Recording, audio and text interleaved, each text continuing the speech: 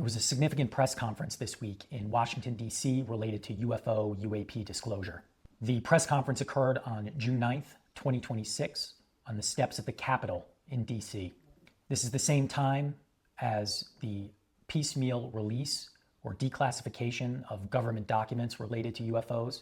The latest tranche came out, I believe, June 10th or June 11th, as well as the same week as the premiere of Steven Spielberg's latest movie, which is about UFOs and the UFO cover-up, called Disclosure Day. The participants of the press conference included a filmmaker, a journalist, various politicians, I think only House of Representatives members, and various UFO whistleblowers and public officials or former public officials who are championing the UFO disclosure topic. I'm Tim Stone. I'm a lawyer in New York. I began my career as a prosecutor. I'm also an author, and I study and investigate the UFO topic, which I've been doing for more than 20 years now. This press conference was significant for a few reasons. The first was the tone.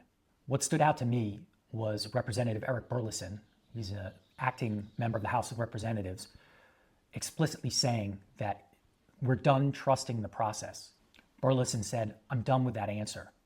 With regard to whistleblowers coming forward and the idea that this should happen in the quote-unquote safe way, Burlison said in a fiery, impassioned way, "To hell with the safe way." Burlison said the safe way protects the system and that this is the age of disclosure. He's invoking the name of a popular recent documentary about the UFO topic and the UFO cover-up. The message is that UFOs are real, the cover-up is real, there's been tremendous sums of money stolen or misappropriated to study the phenomenon and the craft recovered as part of the phenomenon, and that the American people and the world are entitled to the truth. The second important thing was the pivot from technology to biology. The message was that we're going beyond the tired question of are UFOs real to what are the non-human entities with which we're interacting. These are living, intelligent beings that are not human. The participants in the press conference used the UFO incident in Varginha, Brazil in 1996 to turn the conversation toward the issue of non-human entities. The Varginha case was brought to international attention through the investigation and documentaries of James Fox, who was present at the press conference and actually was the first person to speak. Those documentaries are called Moment of Contact and Moment of Contact: New Revelations of Alien Encounters. Those documentaries are about Fox's investigation of the crash of a non-human entity's ship in Varginha, Brazil in 1996, and the taking into custody of a live, although sick, non-human entity that was pretty weird looking off the streets of Varginha, Brazil. That alien or non-human entity, whatever you want to describe it as, died in custody soon thereafter. At that point, personnel from the United States arrived in Brazil and took custody of the body of the alien and flew it back to the United States. This week, as James Fox referenced during the press conference, the Minister of Defense of Brazil, at the time of the Varginha, Brazil incident, has come forward and confirmed the veracity of the account. So that's new corroboration of the Varginha, Brazil UFO encounter, including the capture and then death of a non-human entity. So with the Varginha case, we have a ton of concrete evidence, now including substantiation by a cabinet official in Brazil, or a cabinet official who was in office at the time of this incident, that a non-human entity was recovered, and the familiar U.S. role in the situation where U.S. personnel flew in after the fact and took the body away. The key point brought out at the press conference, and that I think is very clever, and the way the advocates of disclosure are pivoting the issue here, is that the opposition to disclosure of UFOs and the entire topic has been generally on national security grounds, that it implicates technology that is vital to American or even Western national security, and for that reason it needs to be kept concealed and hidden at all costs. But as participants of the press conference argued, the existence of a non-human entity, of a biological entity, How is that a threat to national security to reveal that to the public? Knowledge that we're alone in the universe does not belong to any government, the argument goes. So, in short, there's this pivot to being a focus on biology rather than technology in the UFO context. You say we're imperiled by the disclosure of this information because it implicates highly sensitive technology. Well, the counter argument now goes, we're just talking about bodies, the existence of bodies of non-human entities. This is creating essentially low-hanging fruit for the Trump administration to come in and confirm the veracity of the claims here. Relatedly, another important element of this press conference was the reference made to very high-level Trump administration officials and their potential interest in the UFO topic. Specifically, Stephen Miller's name was mentioned a couple of times, I believe, during the press conference. Miller is an advisor to Trump and extremely powerful in the current presidential administration. Miller is the Deputy White House Chief of Staff for Policy, and he's also the President's National Security Advisor. His interest in the topic suggests that UFO disclosure advocates have traction at the very top of the Trump administration. Miller is also a very disruptive kind of like politician or bureaucrat, however you want to describe him. He is very brash and he's very bold. For those reasons, it's encouraging to learn that he may care about this topic and that he may view revelation of the UFO secret as a politically advantageous issue. The political angle here is front and center. One of the whistleblowers, the main whistleblower, David Grusch, referenced the fact that the government's release of declassified files related to UFOs have garnered tremendous interest from the public and all around the world, with over 1 billion views. The popularity of the topic is surely appealing to Miller and Trump. They're trying to figure out how to propel Trump and the Republicans through the midterms and also to eventually elect another Republican president after Trump.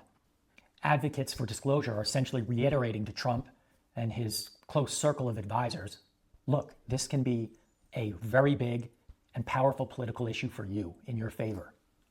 Another major takeaway for me was reference made to a new type of non-human entity. In answering questions from the press about the different types of life that are known about the government behind the scenes, David Grusch, the principal UFO whistleblower, used a new term I had not heard before. Specifically, he said, sentient plasma life. So to me, this seems like non-physical beings that are nonetheless intelligent, almost perhaps spiritual creatures, just consisting of energy, maybe something that evolved beyond having a physical body.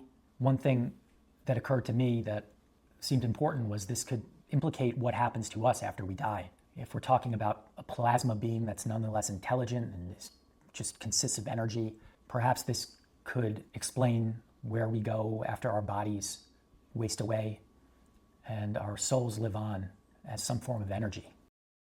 Another important reference was about a whistleblower who was likely erased.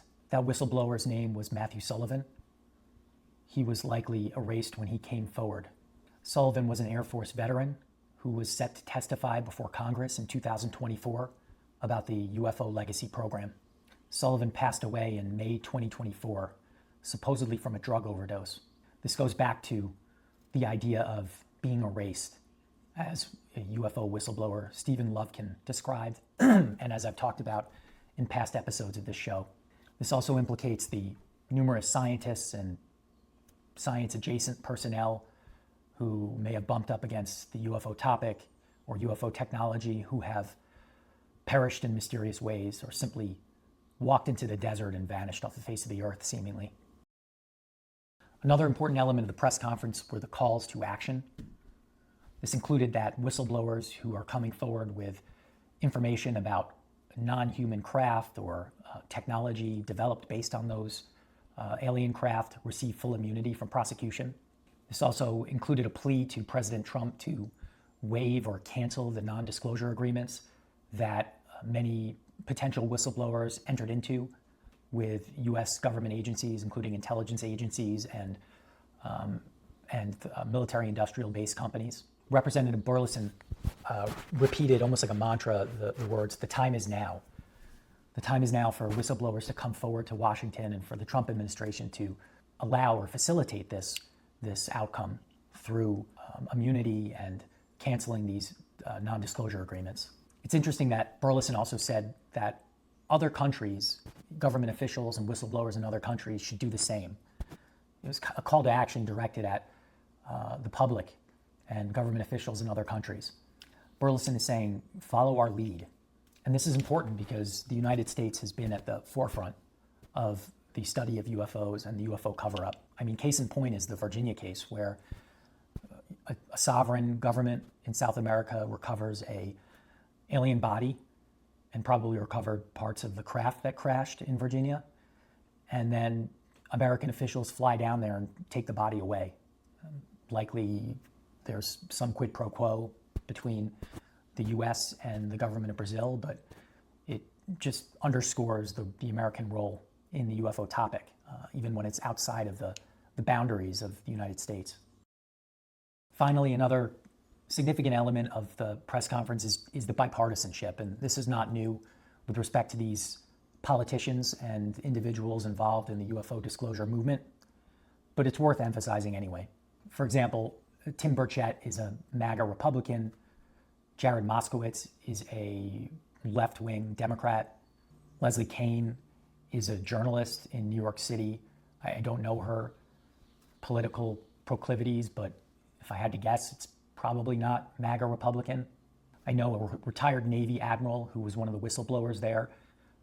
I know he spoke at a lecture a few years ago that I attended, and he was definitely not a fan of President Trump, at least at that time. So we have these diverse political perspectives relating to mainstream politics as we understand it, what is supposed to embody positions on the left and the right. That stuff doesn't really matter here. This goes beyond our traditional notion of left and right, that traditional dialectic. That's it for this episode of Catskill Liminal Walk, even though obviously I wasn't walking. I do think that this press conference was important. The tone and tenor, the calls to action, and the sentiment of to hell with the process. We want an outcome now. That's very important. And as is this pivot to alien beings as opposed to alien craft technology. The participants in this press conference, the advocates for disclosure, are providing a formula for the Trump administration to effectuate disclosure, and by sidestepping what has traditionally been pointed to as the national security issue that prevents full disclosure. And if the Trump administration, if Trump can confirm that the Varginha incident, which is being put forward as the case for Trump to essentially validate that it occurred and that we did in fact recover the body of a non-human entity from Brazil, then that would constitute bona fide disclosure in my view. And these advocates have laid the groundwork for the Trump administration to pick this up and run with it. We'll see where this goes. Until next time, thanks for joining me on Catskill Liminal Walk.